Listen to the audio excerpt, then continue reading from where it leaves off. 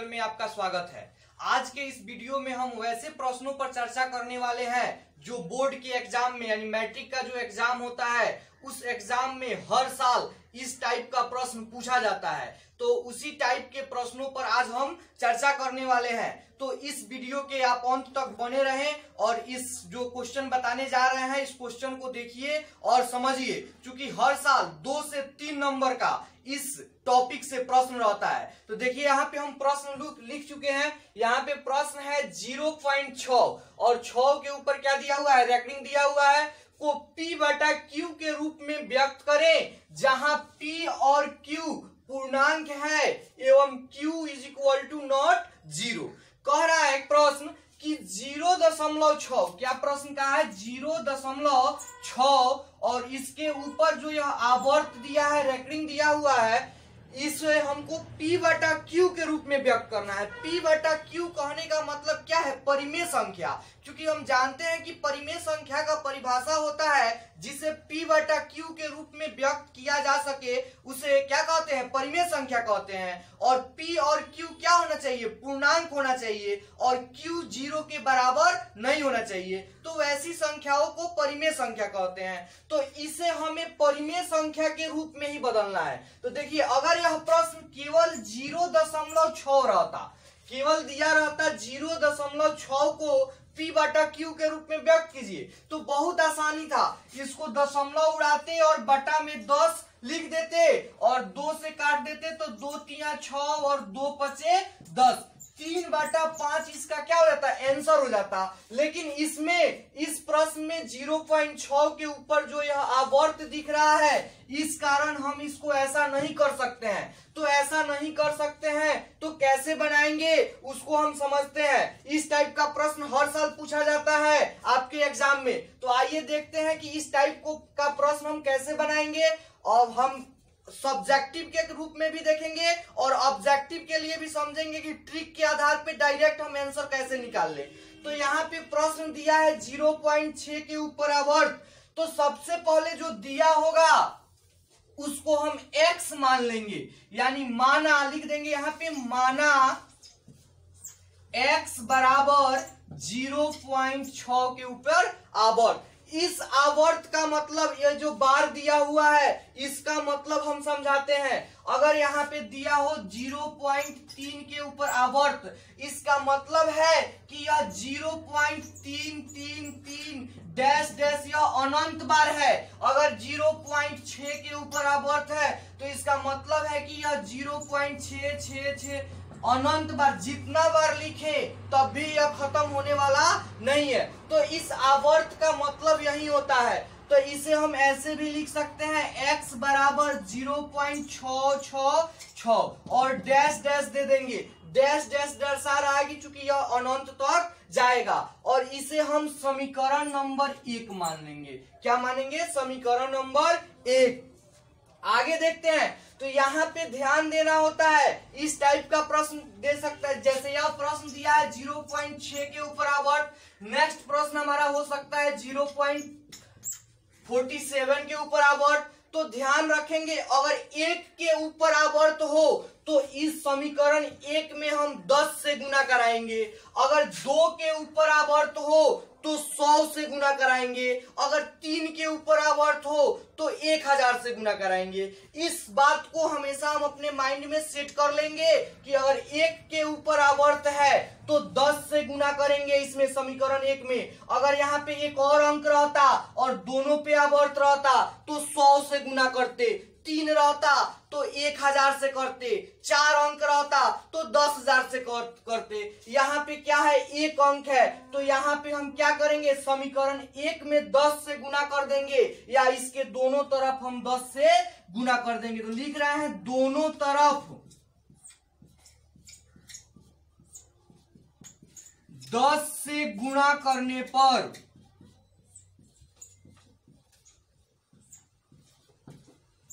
दोनों तरफ 10 से गुना करने पर, यानी x में भी 10 से गुना करेंगे और 0.666 में भी 10 से गुना करेंगे। तो 10 से गुना करेंगे तो हो जाएगा x गुना 10 बराबर 0.666 डॉट डॉट डॉट गुना 10। दोनों तरफ हम 10 से गुना कर दिए, 10 से x में गुना करेंगे तो यह 10x हो जाएगा, 10 में x से गुना करेंगे तो क्या हो जाएगा 10x, और अगर इसमें हम 10 से गुना करेंगे तो 1 6 इधर आ जाएगा, याद रखेंगे अगर 2 0 रहेगा तो 2 अंक इधर आ जाएगा, 3 रहेगा तो 3 अंक इधर आ जाएगा, 1 है तो 1 आ जाएगा, तो यहाँ पे क्या हो जाएगा 6.66, 2 बार, इसको हम 3 बार ही लिखेंगे, क्यों, क्योंकि यहाँ पे डैश डैश है और डैश डैश दर्शा रहा है कि इसको हम जितना बार चाहे उतना बार लिख सकते हैं। तो यहाँ पे 10 से गुना किए तो हो गया 6.666, गुना करके भी हम दिखा देते हैं, अगर 0.666 में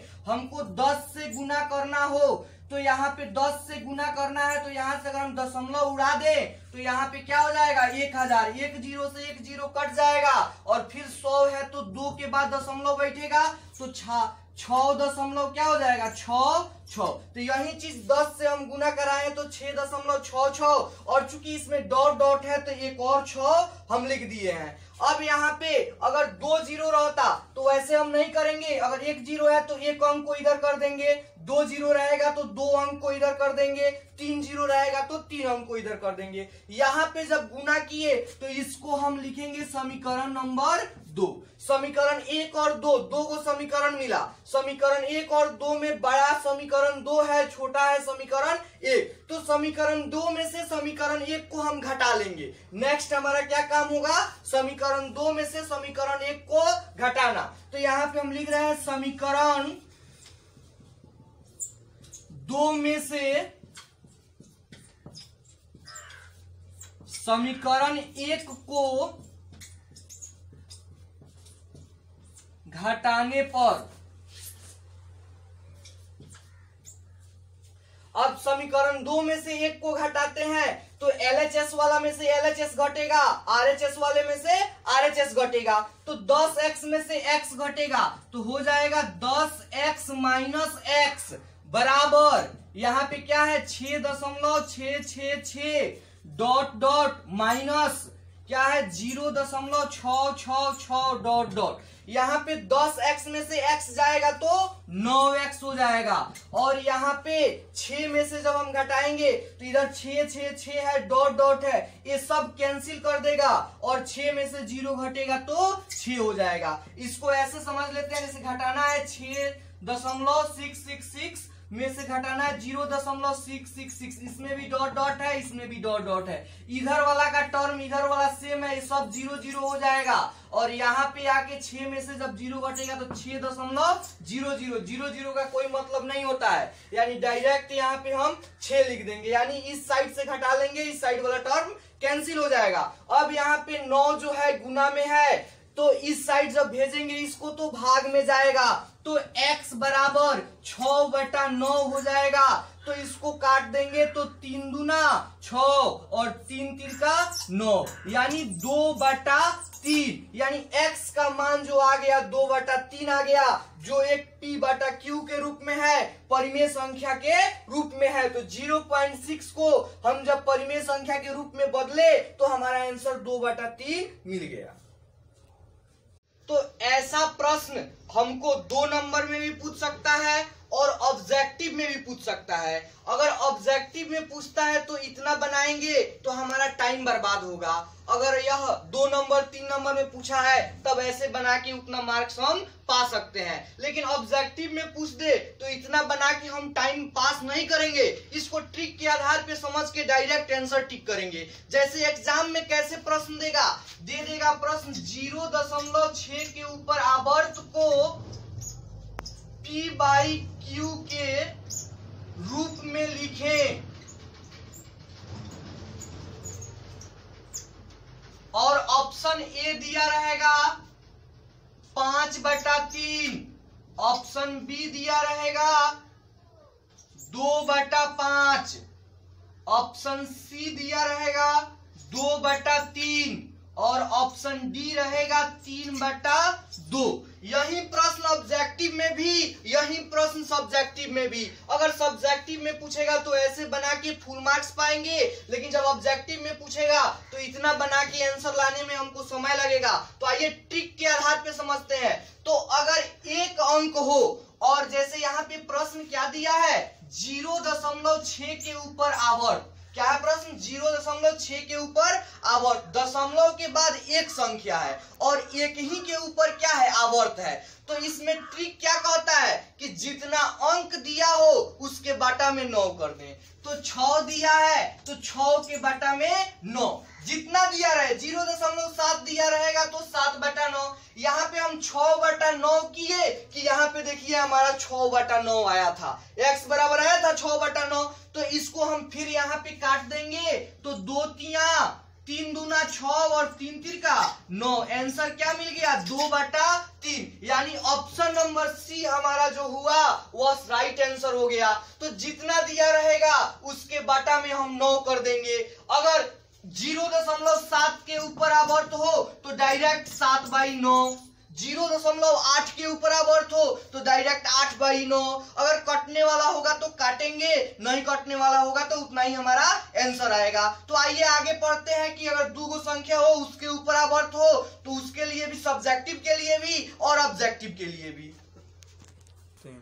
देखिए दूसरा प्रश्न ले लिए हम, 0.25 के ऊपर क्या दिया हुआ है, रेकरिंग दिया हुआ है, आवर्त दिया हुआ है, इसको P/Q के रूप में व्यक्त करना है। तो सेम वही काम करेंगे, पहले x बराबर मान लेंगे। तो मान लेते हैं x बराबर 0.25, माना x बराबर 0.25 के ऊपर आवर्त। अब यहाँ पे x बराबर 0.25 के ऊपर आवर्त है तो 25 कम से कम इसको हम 3 बार लिखेंगे, अच्छा रहेगा। अब इसको हम समीकरण नंबर 1 मान लेंगे, समीकरण नंबर 1 हो गया। जब यह समीकरण नंबर 1 हो गया, अब देखेंगे कि जो आवर्त है वह एक संख्या पे है कि 2 संख्या पे है। तो यहाँ पे 2 संख्या पे है, तो जब 2 संख्या पे है तो 100 से गुना करेंगे, एक संख्या पे रहता तो 10 से करते। तो 2 संख्या है तो हम 100 से गुना करेंगे, तो लिखेंगे दोनों तरफ 100 से गुना करने पर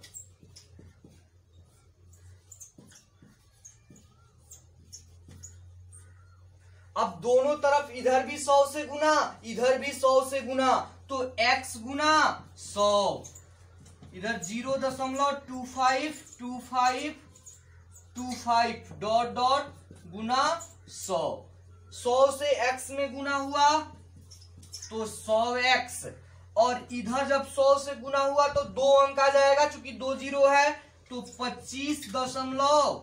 25 और एक बार और 25 लिख देंगे, चूंकि डॉट डॉट है, कोई असर पड़ने वाला नहीं है। समीकरण नंबर 2। अब फिर वही काम, समीकरण 2 से समीकरण 1 को क्या करेंगे, समीकरण 2 में से समीकरण 1 को घटा लेंगे। तो यहां पे लिख रहे हैं समीकरण 2 माइनस समीकरण 1। समीकरण 2 में से समीकरण 1 को घटाने पर, तो समीकरण 1 है 100x, तो 100x में से x घटेगा और इधर 25.25 dot dot minus 0.25 dot dot. अब इधर जब घटाएंगे तो फिर इस साइड वाले से इस साइड का सारा टर्म कैंसिल हो जाएगा, बच गया है 25, तो 25 में से 0 जाएगा तो 25, और 100x में से x घटा तो कितना हो जाएगा 99x, और यह कितना हो जाएगा 25 हो जाएगा। अब x में 99 क्या किया है, गुना किया है, इस साइड भेज देंगे तो भाग हो जाएगा। तो x बराबर 25/99, यानी जब इसको P/Q के रूप में बदले तो आ गया 25/99, और यही आंसर हो गया। ये जो बनाए हैं यह ऐसे सब्जेक्टिव के लिए 2 नंबर 3 नंबर या 5 नंबर में प्रश्न पूछे तो ऐसे हम बनाएंगे। अब ऑब्जेक्टिव में प्रश्न पूछेगा तो बिना इतना बनाए हम कैसे देखेंगे, तो आइए ऑब्जेक्टिव के लिए देखते हैं। अगर ऑब्जेक्टिव के रूप में प्रश्न पूछे कि 0.25 को P बटा Q के रूप में व्यक्त करे और ऑप्शन दिया हो, यहाँ पे क्या प्रश्न है 0.25 के ऊपर आवर्त, इसे हमें P बटा Q के रूप में व्यक्त करना है डायरेक्ट आंसर। तो ट्रिक के आधार पे हम समझेंगे। उससे पहले एक थोड़ा सा चुटकुला सुन लेते हैं। एक बार की बात है हम ट्रेन से जा रहे थे पटना। रास्ते में बहुत ज्यादा भीड़ था। क्या था? बहुत ज्यादा भीड़ था। उसी में एक व्यक्ति बैठा हुआ था, उसके मुंह में बार बार पानी आ रहा था और बहुत ज्यादा भीड़ होने के कारण वह अपने मुंह के पानी को यानी थूक को कहीं फेंक नहीं पा रहा था।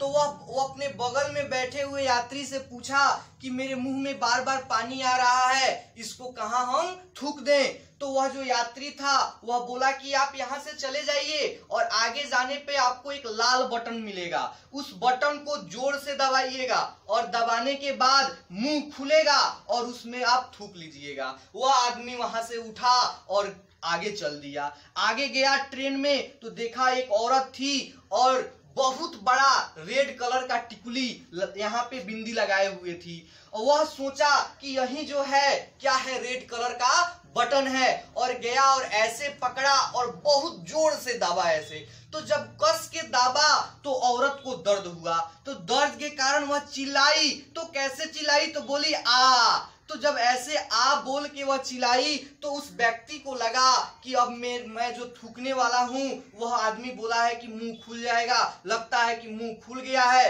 अब मैं अपने मुंह का पानी फेंक देता हूँ। और पूरा एकदम खेखार के क्या किया, उसके मुंह में थूक दिया और वहां से चल दिया।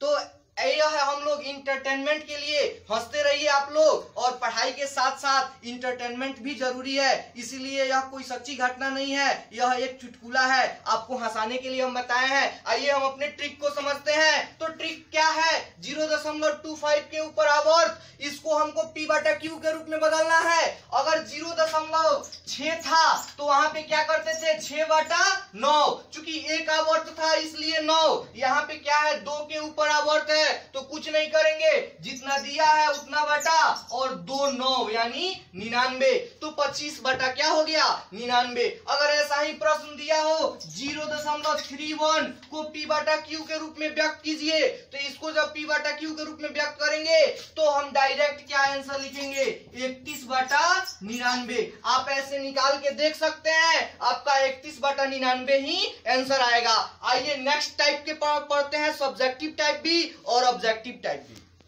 नेक्स्ट प्रश्न देखते हैं, यह थोड़ा अलग टाइप का है। तो इसमें क्या दिया हुआ है 0.47 और ओनली 7 के ऊपर आवर्त है। क्या दिया हुआ है 0.47 और 7 के ऊपर आवर्त है। तो सबसे पहले तो x मान लेंगे, माना x बराबर 0.47 7 के ऊपर आवर्त। अब 7 के ऊपर आवर्त है तो आप समझ गए होंगे कि 7 ही बार बार रिपीट होगा। तो x बराबर 0.4777 डॉट डॉट, समीकरण नंबर 1। अब इसके बाद अब सवाल उठता है कि हम 10 से गुना कराएं कि 100 से गुना कराएं। तो हम बताए हैं कि अगर एक अंक हो और उसके ऊपर आवर्त हो तो 10 से गुना करेंगे, 2 अंक हो और दोनों के ऊपर आवर्त हो तो 100 से गुना करेंगे। लेकिन यहाँ पे क्या है 2 अंक है और 1 के ऊपर आवर्त है, तो यहाँ पे हम कैसे करेंगे? क्या 10 से गुना करेंगे, क्या 100 से गुना करेंगे? तो आइए समझते हैं किससे गुना करेंगे। अगर इस टाइप का प्रश्न हो तो एक तो यहाँ पे क्या है एक अंक 4 है जिसके ऊपर आवर्त नहीं है, तो जिसके ऊपर आवर्त नहीं है इस संख्या के लिए हम 10 से गुना कराएंगे। और उसके बाद 7 है और 7 के ऊपर आवर्त है तो एक अंक के ऊपर आवर्त है तो उसके लिए भी हम 10 से गुना कराएंगे। यानी 2 बार 10 से गुना कराएंगे। अगर दोनों के ऊपर आवर्त रहता तो डायरेक्ट 100 से कराते, लेकिन यहाँ एक के ऊपर है एक के ऊपर नहीं है, तो यहाँ इसलिए एक बार 10 से और फिर 10 से 2 बार करके गुना कराएंगे। तो लिखेंगे दोनों तरफ 10 से गुना कराने पर, दोनों तरफ 10 से गुना करने पर, तो 10 से x में गुना हो जाएगा तो 0.4777 डॉट डॉट गुना 10, तो 10 से x में गुना हुआ तो 10x, और यहां से 10 गुना एक अंक आ जाएगा यहाँ पे 4.777 डॉट डॉट, समीकरण नंबर 2। और हम फिर पुनः 10 से गुना कराएंगे, एक बार 100 से नहीं कराएंगे। अगर इस टाइप का प्रश्न हो, जैसे दूसरा प्रश्न 0.32 और 2 के ऊपर आवर्त, तो हम ऐसे ही बनाएंगे। तो यहाँ पे हम पुनः क्या लिखेंगे, पुनः दोनों तरफ 10 से गुना करने पर,